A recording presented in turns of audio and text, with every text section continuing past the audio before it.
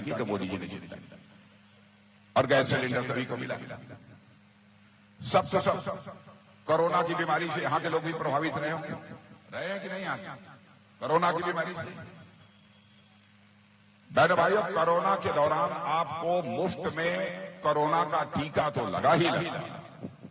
हर घर में 5 किलो मुफ्त राशन पहुंचाने का काम यदि किसी ने किया है तो हमारे प्रधानमंत्री नरेंद्र मोदी जी ने किया।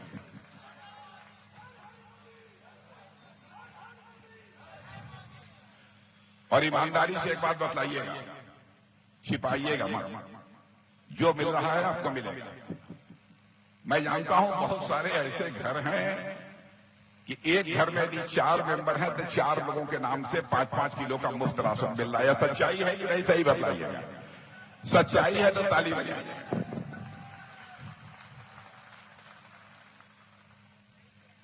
और मैं जानता हूं कि कुछ घरों में तो इतना राशन ले लेते हैं लोग, कई लोगों के नाम पर, खाने के बाद भी वो बच जाता है तो उसे बेच भी देते हैं ऐसे लोग। मेरे बहने भाइयों, आप बताइए, आपको ऐसी सरकार कहीं मिलेगी? ऐसी सरकार आपको मिलेगी? और मेरी बात सुन लेना, मैं दावे के साथ कहकर जा रहा हूं, ऐसे ही मोदी जी भारत के प्रधानमंत्री इस बार बनने जा रहे हैं, आगे भी प्रधानमंत्री बनेंगे। और मेरी बात सुन लेना बहनों भाइयों, हम भारत में एक भी व्यक्ति को हम लोग गरीब नहीं रहने देंगे, एक भी व्यक्ति को गरीब नहीं रहने देंगे। यह हमारे प्रधानमंत्री का फैसला है और यह हम लोगों की पार्टी का भी यह फैसला है। और आपने देखा होगा, दुनिया को यदि देखें, दुनिया में धन दौलत के मामले में शांत रहो भाई, शांत रहो। दुनिया में धन दौलत के मामले में हमारा भारत आज के 10 साल पहले दुनिया के देशों में 11वें स्थान पर खड़ा था। 10 देश धन दौलत के मामले में हमसे आगे। डॉक्टर मनमोहन सिंह जी जब प्रधानमंत्री बने थे 2004 में, तब भी हमारा भारत धन दौलत के मामले में दुनिया के सारे देशों में वही 11वें स्थान पर खड़ा था। 10 साल तक वह प्रधानमंत्री रहे, लेकिन भारत 11वें स्थान से ऊपर नहीं चढ़ पाया, 10वें, 9वें, 8वें स्थान पर भी नहीं पहुंच पाया। पहली बार यह हुआ है मेरे बहने भाइयों कि 10 वर्ष में हमारे प्रधानमंत्री मोदी जी ने वह करिश्मा कर दिया। धन दौलत के आकार के मामले में जो हमारा भारत 2014 में दुनिया के देशों में 11वें स्थान पर खड़ा था, वह जंप लेकर, उछाल लेकर आज दुनिया के देशों में 5वें स्थान पर पहुंच गया है। यह करिश्मा यदि कोई किया है हमारे प्रधानमंत्री ने। और मैं नहीं कह रहा, धन दौलत अर्थव्यवस्था के बारे में जो सारी दुनिया के बड़े बड़े जानकार, विद्वान, अर्थशास्त्री वह कहते हैं कि भारत जितनी तेजी से दुनिया में आगे बढ़ रहा है मोदी जी के नेतृत्व में, यदि भारत ऐसे ही आगे बढ़ता रहा तो सारी दुनिया में अमेरिका और चीन के बाद यदि कोई तीसरा धनवान देश होगा तो हमारा आपका देश भारत होगा। मेरे बहनों भाइयों, ये सारी दुनिया वाले कहते हैं।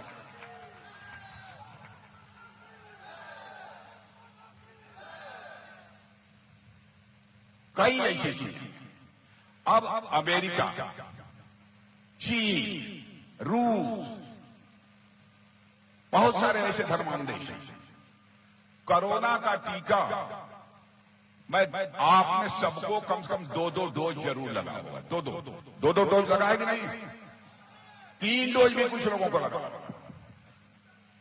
अच्छा, हमसे छोटी जनसंख्या है अमेरिका की, बामुश्किल 30-32 करोड़ की हो। मेरे बहनों भाइयों, वहां भी सबको 2 डोज 3 डोज नहीं लगा।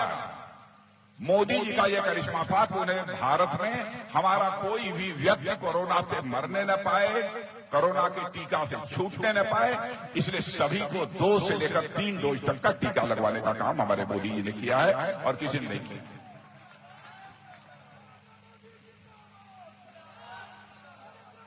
अब देखिए, अब इनके पास कोई मुद्दा नहीं है। 50-60 साल सरकार इन लोगों ने चलाई, मुद्दा बचा नहीं। तब कहते क्या है, आएंगे भाजपा वाले, मोदी जी आएंगे तो आरक्षण समाप्त कर देंगे।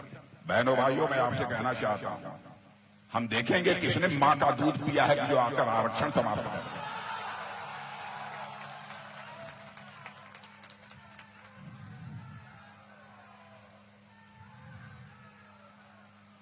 झारखंड को बनाने में हमारे आदिवासी बहनों भाइयों का जितना बड़ा योगदान है, उसको भारतीय जनता पार्टी किसी भी सूरत में भूल नहीं सकती। इन कांग्रेस के लोगों से पूछो, झारखंड राज्य किसने बनाया? भारतीय जनता पार्टी के लोगों ने ही झारखंड राज्य बनाया है। आदरणीय अटल बिहारी वाजपेयी ने ही झारखंड राज्य बनाया। और ये लोग आकर हमारे आदिवासी भाइयों को गुमराह कर रहे हैं। भगवान बिरसा मुंडा को इन लोगों ने कभी पूछा नहीं। पहली बार भगवान बिरसा मुंडा के जन्मदिन 15 नवंबर को राष्ट्रीय स्तर पर जनजाति गौरव दिवस मनाने का फैसला किसी सरकार ने किया है तो हमारी सरकार ने किया है। मोदी जी के नेतृत्व में जो सरकार काम कर रही है।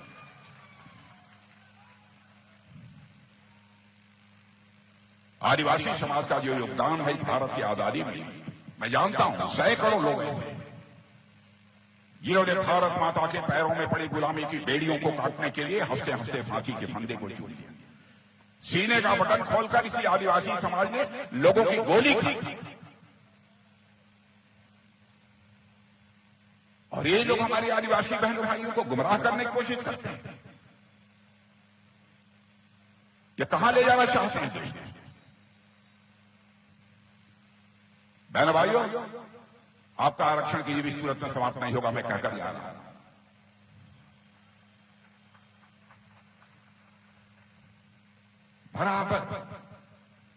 बराबर लोगों से झूठ बोलकर, लोगों की आंखों में धूल झोंककर इन लोगों ने राजनीति की है।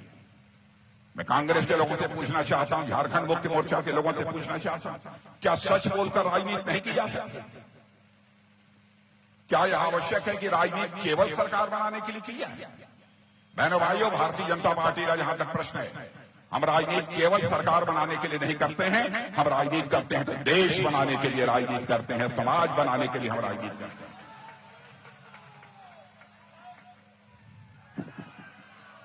हमारे पैर में बहनों भाइयों, आप क्षमा करना, 7-8 दिन पहले आंध्र प्रदेश में एक सभा को संबोधित करने के बाद मैं नीचे आ रहा था तो थोड़ा सा मुझे चोट लग गई है पैर में, इसलिए खड़े होकर बोलने में कठिनाई है।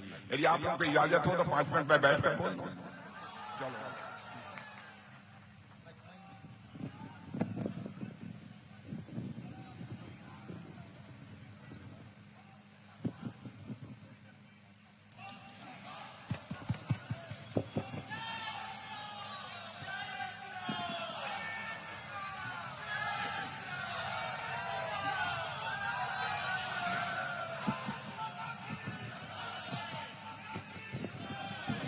बहनों भाइयों, जहां तक भ्रष्टाचार का प्रश्न है, भ्रष्टाचार का प्रश्न है,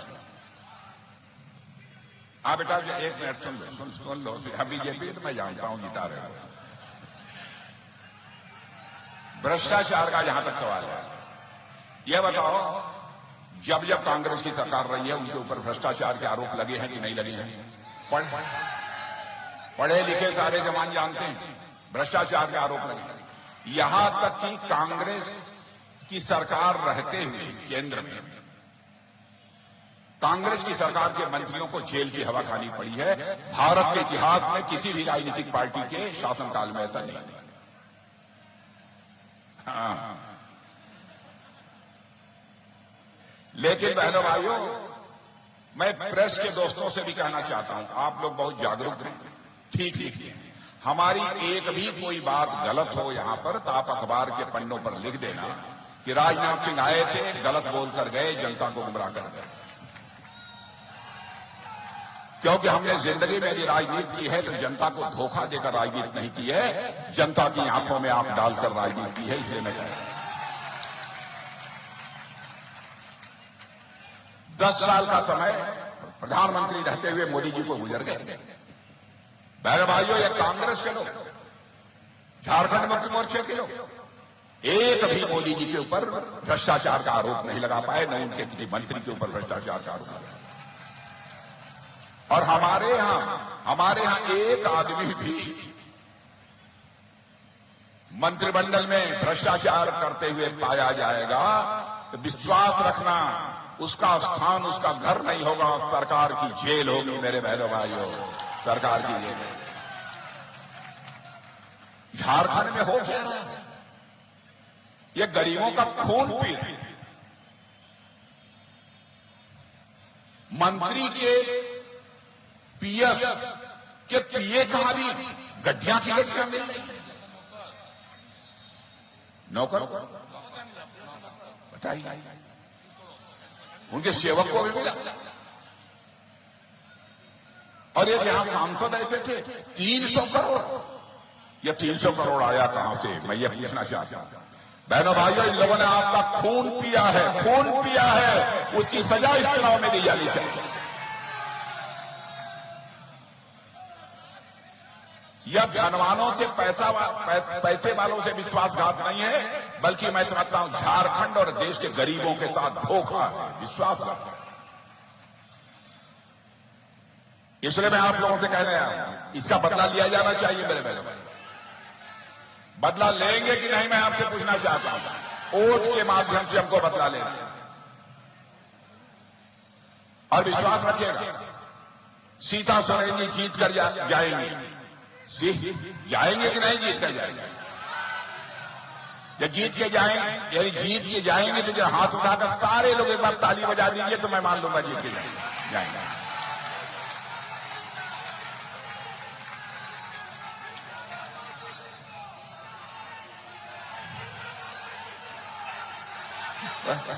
प्रधान,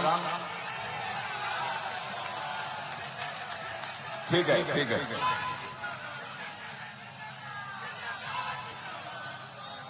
बहनों भाइयों, लोग ये कहते हैं कि ईडी सीबीआई ये भारतीय जनता पार्टी की सरकार विरोधियों के खिलाफ जांच करा रही है। मैंने कहा क्या इन लोगों ने कम कोशिश की थी? इन लोगों ने कोशिश की थी, लेकिन हमारे यहां किसी के खिलाफ भ्रष्टाचार का कोई मामला नहीं मिला, इसलिए टाइटा मामला उन लोगों का फिक्स हो गया। हम लोगों ने ईडी सीबीआई को यह नहीं कहा है कि फला जगह जाकर फला पर छापा मारो। हम लोगों ने कहा है कि जो भ्रष्टाचारी जहां मिल जाए, चाहे कोई हो, किसी पार्टी की हो, उसके खिलाफ कार्रवाई ईडी और सीबीआई को करनी चाहिए। बस इतना ही हमारे प्रधानमंत्री की तरफ से निर्देश है। किसको करना, किसके यहां जांच करना, नहीं करना, क्या करना, इस सरकार ने कुछ नहीं कहा। लेकिन दोष क्या लगाते हैं हम लोगों के ऊपर? ईडी सीबीआई का ये दुरुपयोग कर रहे हैं। अरे भाई, अभी हम गलती कर रहे हैं तो अदालत तो बैठी है, निचली अदालत से लेकर हाई कोर्ट नहीं तो सुप्रीम कोर्ट बैठी हो। जाओ, यदि हमने गलत किया होगा तो हमारे खिलाफ कार्रवाई होगी, सुप्रीम कोर्ट हमारे खिलाफ टिप्पणी करेगी। हम यह कहते हैं कि न्याय का, इंसाफ का दरवाजा क्यों नहीं खटखटाता? और वहां भी जब जाते हो तो आपको जमानत तक नहीं मिलती। इसका मतलब कि कहीं न कहीं भ्रष्टाचार किया है, तभी ऐसी स्थिति है। इसलिए मैं आप लोगों से कहने आया हूं बहनों भाइयों कि भारतीय जनता पार्टी एक मेव विकल्प है, और हम लोग किसी को जाति, धर्म, मजहब, इस आधार पर कोई भेदभाव करने वाले लोग नहीं। हमारी राजनीति का आधार है इंसाफ और इंसानियत। सबके साथ इंसाफ होना चाहिए, सबके साथ इंसानियत। और जैसे अभी हम लोगों ने, अच्छा ये बताइए, आयुष्मान भारत कार्ड, इसमें माताओं बहनों को तो किसी भाइयों को मिला है? आयुष्मान भारत कार्ड कितने लोगों को मिला है?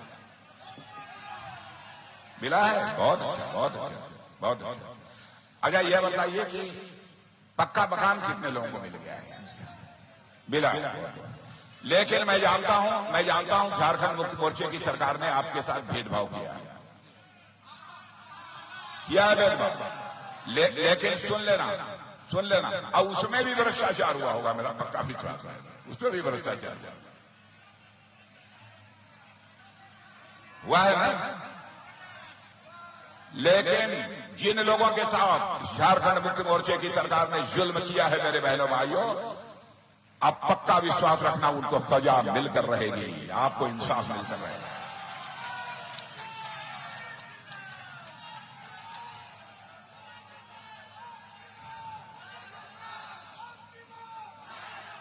अब देश तेजी के साथ आगे बढ़ रहा है। अब देखिए भारत की ताकत क्या है। पहले भारत का कोई मंत्री विदेशों में जाता था तो सारी दुनिया के लोग रहते थे, उसे अंतर्राष्ट्रीय मंच बोलते हैं, इंटरनेशनल फोरम बोलते हैं, अंतर्राष्ट्रीय मंच।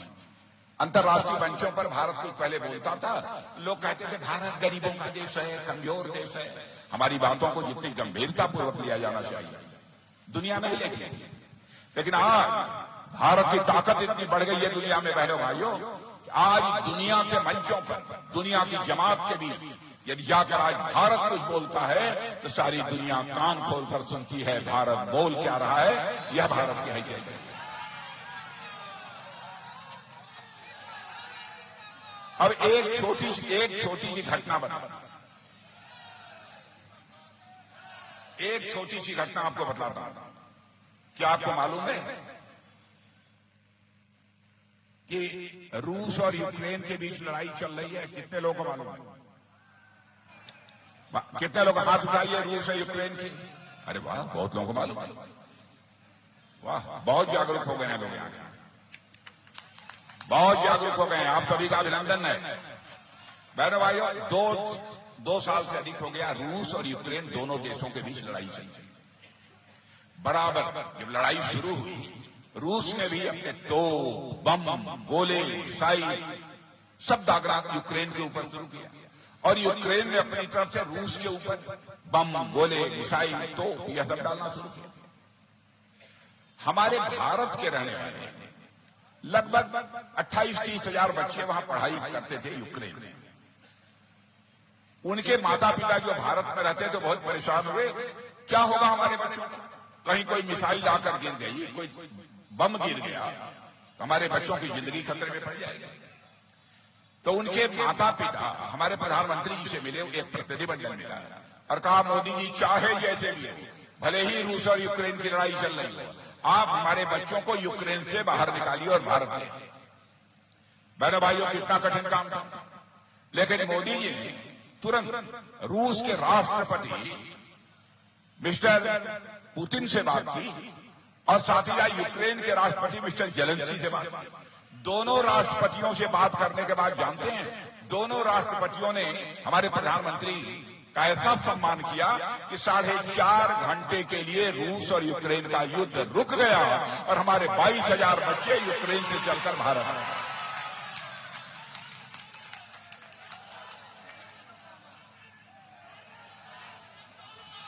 यूक्रेन से चलकर भारत आ गए। क्या कभी आप कल्पना कर सकते हैं ऐसा भी भारत हो? और बहनों भाइयों, लोग कहते हैं भाजपा के बारे में, हिंदू मुसलमान के भेदभाव करने वाली, किसी से हम भेदभाव नहीं करते। जिसका उत्थान नहीं हुआ है, जिसका विकास नहीं हुआ है, उसका उत्थान और विकास करना यह हमारी प्राथमिकता है।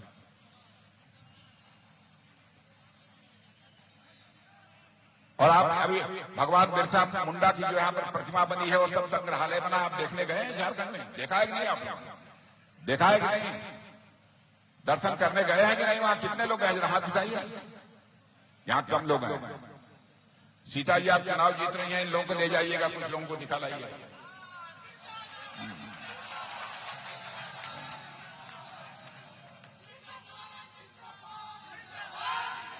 अब आप देखो, हमारी सरकार का जहां तक प्रश्न है, हम लोग कोई भेदभाव किसी के साथ नहीं करते मेरे भाई। आप कल्पना करिए, हमारे प्रधानमंत्री को हिंदू हो, मुसलमान हो, ईसाई हो, सब मान। अभी अरब के 5 देशों ने, मुस्लिम देशों ने, उनके यहां का जो सबसे बड़ा सम्मान होता था, उस सबसे बड़े सम्मान से दुनिया में किसी प्रधानमंत्री को सम्मानित किया है तो हमारे प्रधानमंत्री नरेंद्र मोदी को सम्मानित। यह है हमारा भारत। तो मैं यह पक्का मानकर जाऊं कि अब भाजपा जीतेगी, सीता सोरेन जीतेगी।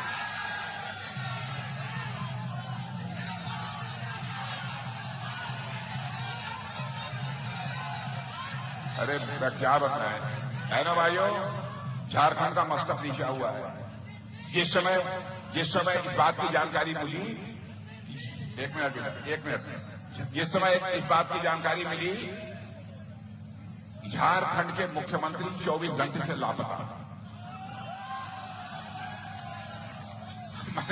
मैं भी मुख्यमंत्री रहा हूं उत्तर प्रदेश का,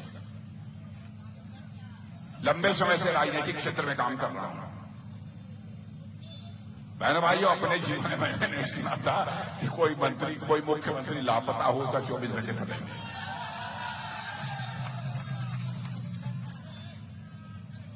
बहन भाइयों, उन्होंने झारखंड वासियों का, आदिवासी भाई हमारा गरीब हो सकता है, झारखंड के लोग गरीब हो सकते हैं, लेकिन स्वाभिमानी भी ये होते हैं। इनके स्वाभिमान पर कोई चोट पहुंचाने की कोशिश करता है तो उसका बदला भी ले।